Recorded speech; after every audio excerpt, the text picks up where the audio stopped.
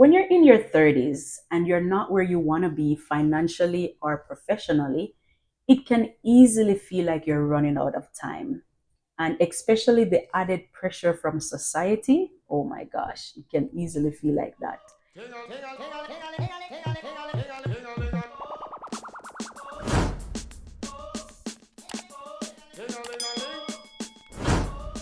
Welcome to Life in Your 30s, and this is part one of my three-part series. In today's video, we'll be talking about money, career, and goals. And within this topic, we'll be touching on three important key points. Let's get real for a moment. Maybe you're in a job that you don't really like, or you're unemployed and wondering, how did you get to this level? Maybe your savings account looked like a joke and you're wondering, how did you get here? Or maybe you're even in debt and you're like, damn, what's going on? The pressure of being successful is everywhere, and you feel like you have failed when you haven't even started yet. Does that sound familiar? Let me remind you of something. Success has no deadline. Think of it this way: your 30s are your launch pad. You have made mistakes in your 20s. You're smarter now than you were in your 20s. Now you can learn from your mistakes and set more meaningful goals. This is your time to take control of your narrative. The first key point that I want us to touch on is financial reset. Now, in order for you to succeed in your 30s, you have to make sure that you're financially stable, right? Now, you could be in a situation where you don't have a job, or you're not financially stable, or you're just living paycheck to paycheck. Now, there's always a solution for everything. If you are in debt, the first thing that you can do is you can try to source some type of payment plan that can help you to reach to a certain point in your debts, right? Now, if there's no payment plan option, maybe you can get a second job, or you can get more hours at work. Find a way how to make some money on the side. Maybe there's a lot of things that you can do on the internet right these days that you can make some side money. If you have a car, you can maybe do Uber Eats or do Uber, or there's so many ways that you can make money online, right? So you can find a side hustle to get you some extra money to pay off those debts. Next one is you might be working paycheck to paycheck. It's kind of similar because now you're basically spending money that you haven't even gotten yet. You're like, oh my gosh, I'm getting paid on Friday, so this money is going to go towards this, and you're done spending the money before you even gotten it in your hand. That's not a good way to live either, right? Of course, I understand that times are very hard. Take it from me, I am an immigrant in Canada. So believe me, I've faced hardship and still facing hardship. So I know what I say when I'm saying these things to you, right? Try to find a way how to make money work for you and not you chasing money all the time. Another thing that you can do if you're living paycheck to paycheck would be write down all the list of every single thing that you use money to do. And then once you write down everything on that list, go through everything and say, okay, I could do a month without this. I could go a day without this. I could go a week without this. I could do this without this. Get yourself, take some things off your list that's not really necessary, right? I mean, people always say life was meant to be enjoyed, but at the end of the day, are you going to spend out all your money that you have today and then not think about what's going to happen tomorrow? That's not a very smart decision to make, right? You can enjoy to what your pocket can allow you to enjoy, right? You have to make sure that whatever you're spending, you can back it up, right? So cut off some unnecessary stuff that you might be spending on. Use that money to invest it, put towards your debts, and also save a little bit for tomorrow. My mom always save for the rainy days. And believe me, that is true. I want to be independent to a point where I don't have to depend on anybody for anything. And I don't mean for just 1 month or 2 months or 3 months. I mean for the rest of my life.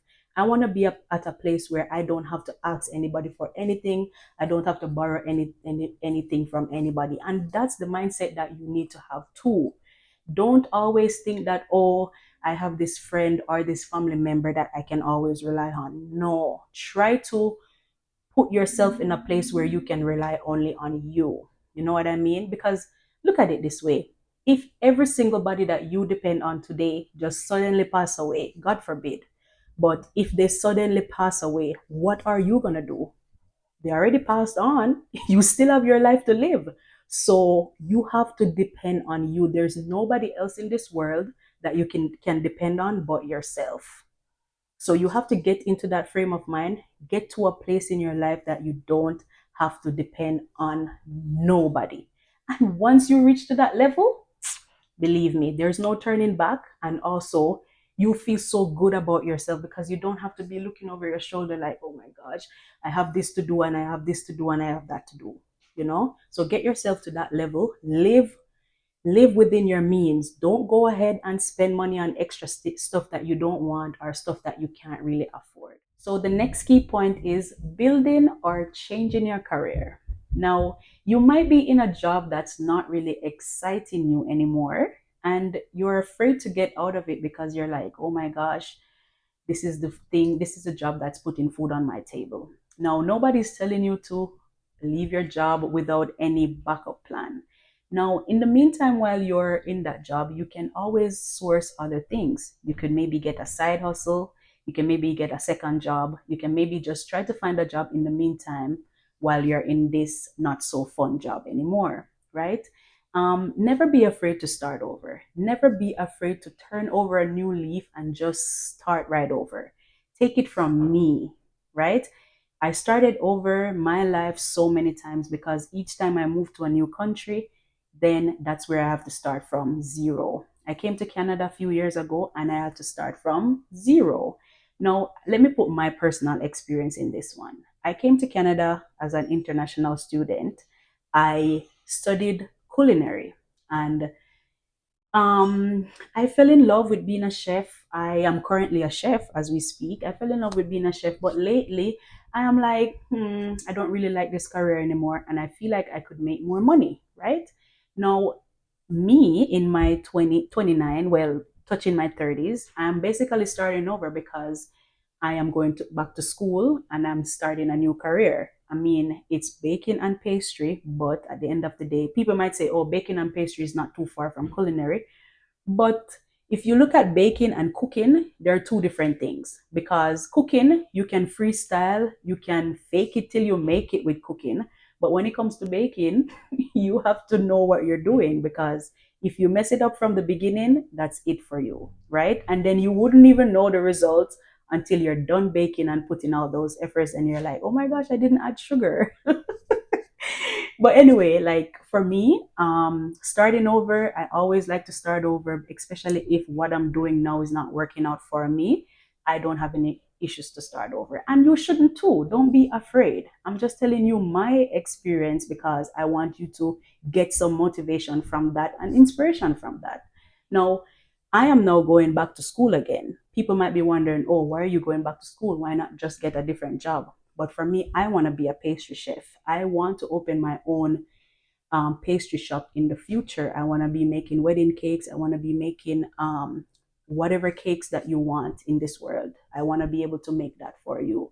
So for me, I feel like that's my calling and that's something that I really enjoy doing. So I'm not afraid to jump into that and change my career. Yes, cooking is not too far from baking, but for me, it's a big jump. And don't be afraid to do that.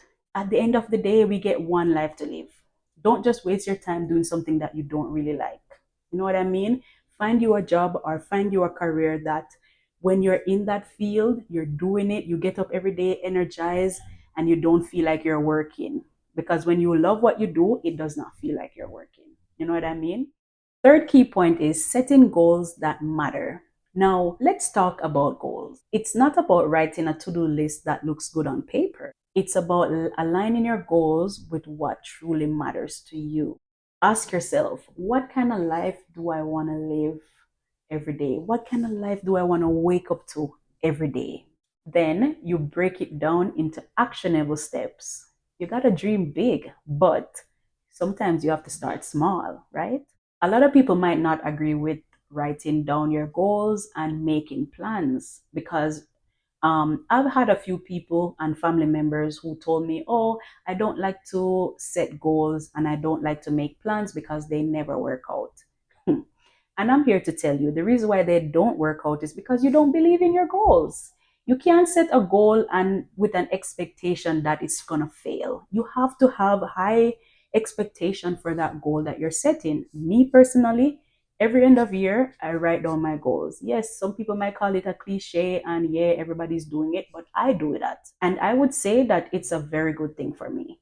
I have compared a year that I've never written down my goal versus a year that I've written down my goal. And the year that I've written down my goals for the year was a very much amazing year than the one before. Because 2024 I didn't write down any goals, but 2023 I did, and I had a better year in 2023 than 2024.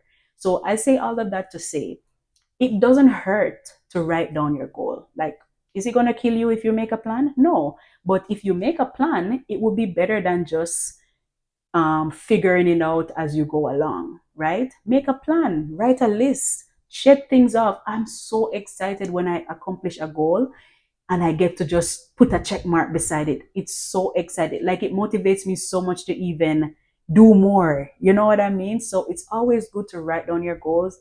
Every year I write down my goals. At the end of December this year, I'll be writing down my goals that I expect to achieve in 2025. And I would suggest that you do that because that just sets the pace for your new year, like things that you want to accomplish. Like when I was getting my driver's license, I said to myself, by the time I am 30, I should be driving. And I told myself that a long time ago.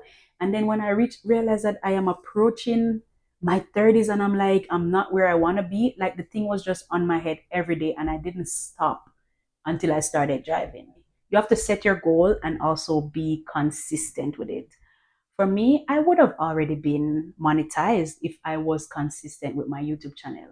Sometimes you set goals and it's just not working for you. You know what I mean? Like things are not working out the way you want it, and that just demotivates you. And that's what happened to me on my YouTube channel. But I said to myself, say, you know what? I am not gonna give up. It doesn't matter what happened, it doesn't matter what come along, what challenges I might be facing. I told myself I'm not gonna give up this time because I've been doing YouTube for maybe like 4 years now and I haven't been monetized yet, simply because I was not consistent. Let me leave you with this. Your worth is not tied to your bank account, it's not tied to your job, and it's definitely not tied to the size of your goal. Your worth is the fact that you're here, the fact that you're breathing, because once you have life, anything is possible. Once you're willing to do it, that's what's important. And as long as you keep moving forward, you're winning. Even if it's just baby steps, you're still winning. Just keep it pushing, keep on motivating yourself, keep on to be self-motivated, and you will win every single day. I hope you enjoyed this video.